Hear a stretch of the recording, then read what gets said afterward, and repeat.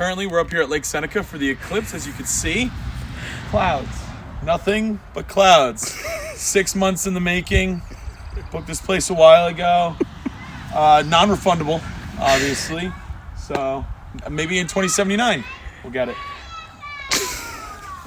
But the clouds are blocking it. Oh, my phone doesn't capture it well. No. Wow, look at that. So C1 is the contact, it's first contact where the moon just touches the edge of the sun, or it goes right in front of the first part of the sun. As you guys can see right here, we have C nothing. That's what we got right here. So make sure you get those safety glasses on there. Don't want to risk it. Don't be frightened. It is not nighttime. It is just a total solar eclipse. We are approaching totality. They got it first over there, and right behind us, doesn't have it yet, but they will in a little bit. And as you can see, we still have a lot of clouds in this area where the sun is.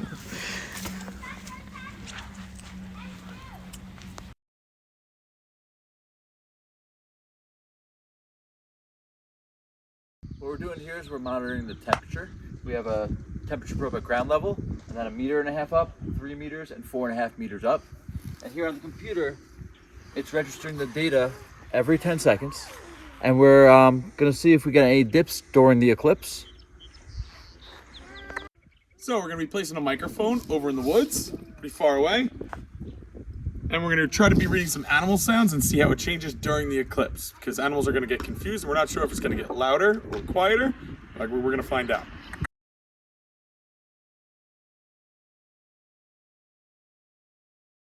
All right, here's one of the experiments we're gonna do during the eclipse. Today, March 25th, is a full moon. I'm gonna try and jump as high as I can. We're gonna see how long I'm in the air for. Then, on the eclipse, I'll try to jump as high as I can, and we'll see if I stay in the air for long. The reason I think I might, today on the full moon, Earth's gravity is pulling me towards the Earth, but so is the gravity from the moon. And the gravity from the sun is pulling me up. So both the moon and the Earth are hurting my chances of jumping high. But during the eclipse, when it's a new moon, the force of the sun and the force of the moon are pulling me up. And just the force of the Earth is pulling me down. So the way I'm gonna accurately time myself is I'm gonna jump on this force plate. Haley, can you move the camera? I'm gonna hit collect. Ready? And the computer will tell me how long I was in the air for. Cut! Ready?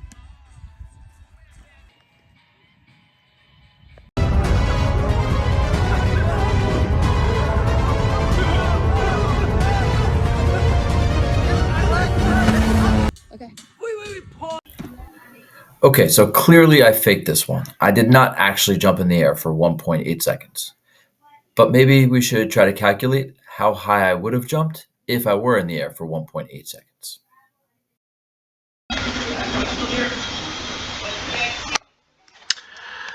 So even though we were in pretty much total cloud coverage, we put out our light sensor, and our light sensor that we were using was measuring in lux here, and we started right around 2500. Now during the eclipse, for the first 1,000 seconds, which is about 12 minutes, we had a sudden, pretty drastic decrease in lux, but then right here we had a small spike, and actually what happened was the clouds cleared for a second. So they cleared up for just a moment, but then we went right back into cloud coverage and went down until we hit totality right here in the middle.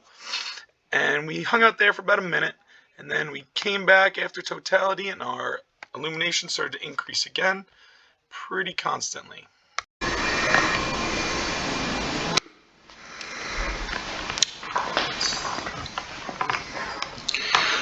So these were our temperature readings. This line, these two lines actually, are the temperature readings for higher up on that pole that we had. But the one weird one that we found was this blue line down here was at ground level. And the ground level one dropped way quicker once the sun was being covered. And that's because as energy comes from the sun and hits the Earth's surface, the surface now re-radiates that back out. So when the sun's getting covered, that temperature is going to drop drastically. And we had our totality right there. So you could see that it dropped all the way until totality and then quickly started to rebound really quick, much faster than the other probes did.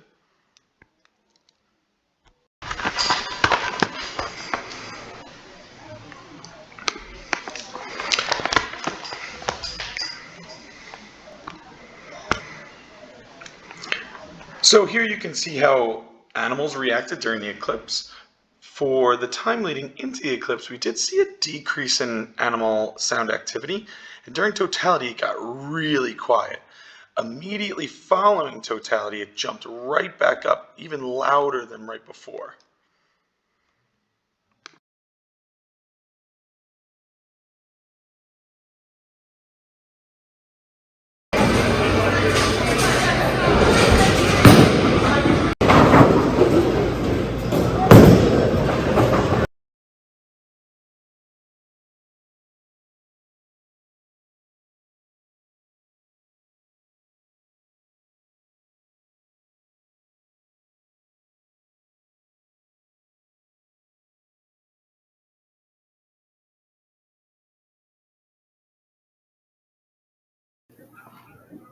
All right, so my reflections on the eclipse.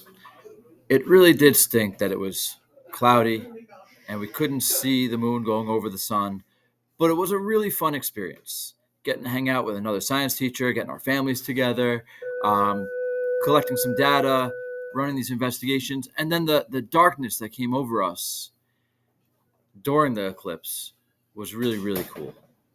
But this just inspires me to wait till 2040 and try to go to Montana for the next eclipse in the continental United States, or maybe make it to 2079 for the eclipse that will come over Long Island.